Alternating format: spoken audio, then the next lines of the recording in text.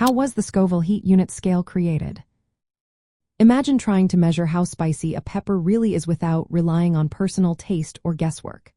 That challenge led to a fascinating story about how we started quantifying chili heat. Back in 1912, Wilbur Scoville, an American pharmacist working at Parke Davis, wanted a way to compare peppers objectively. At that time, there was no scientific method to measure how hot a pepper was, which made it hard to standardize their use in medicine and food. Wilbur decided to develop a test that could give a numerical value to a pepper's heat.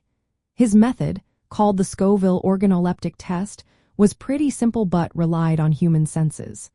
He took an extract from the pepper and diluted it in sugar water. Then, a panel of tasters sampled the solution.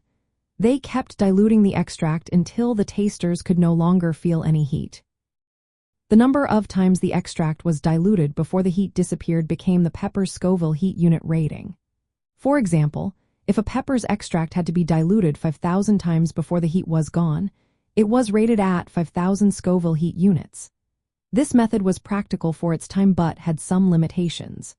The results could vary depending on the tasters, sensitivity and tolerance to capsaicin, the chemical that makes peppers hot.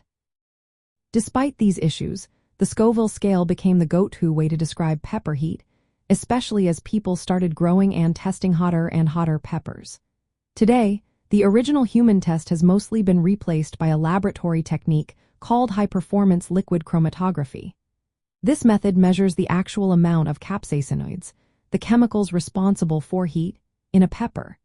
It gives a more precise and consistent measurement of the Scoville heat units. Still, the scale remains the standard for comparing peppers, especially in record-breaking competitions and for growers. Knowing how the scale was created helps us understand why it's so important for those chasing the spiciest peppers in the world. It all started with a simple idea to put a number on something that was once entirely subjective.